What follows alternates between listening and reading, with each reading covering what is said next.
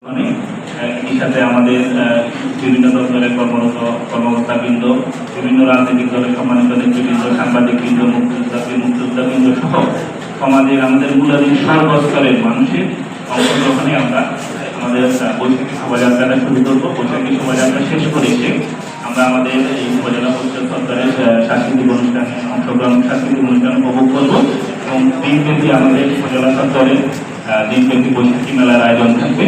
এখানে যারা যারা মেলা অংশগ্রহণ করতে ইচ্ছুক তারা যদি আমাদের কাছে জানায় বা আমাদেরকে বলে তাই সেই অনুযায়ী আমরা স্টল করে দেবো। এই স্টলের বিষয়টা একদম পুরোপুরি ফ্রি অফ কস্ট থাকবে, তার জন্য কোনো ভাড়া বা কোনো ধরনের কিছু থাকবে না।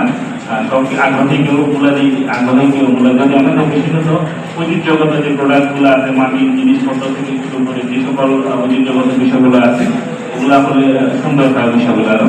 তো এই অংশগ্রহণে আমাদের দিনব্যাপী মেলার ব্যবস্থা থাকবে। একই সাথে হয়তো আমাদের সামর্থ্য অনুযায়ী যদি কোনো ধরনের আপ্যায়নের ব্যবস্থা আমরা করতে পারি সেটা করবো। সেটা হয়তো এখনো বলতে পারছি না কি করতে পারবো, সেটা হয়তো আমরা কিছু একটা তো করবো আমরা ইনশাআল্লাহ, সেটা আপনাদের সকলের সহযোগিতায়।